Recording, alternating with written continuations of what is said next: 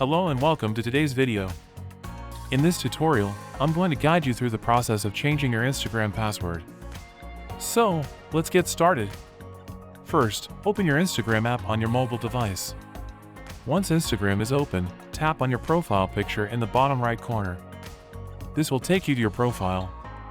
From your profile, tap on More Options in the top right corner. This will open a drop-down menu. In the drop-down menu, find and tap on Settings and Privacy. Within the Settings and Privacy section, look for Account Center and tap on it. Then, locate and tap on Password and Security.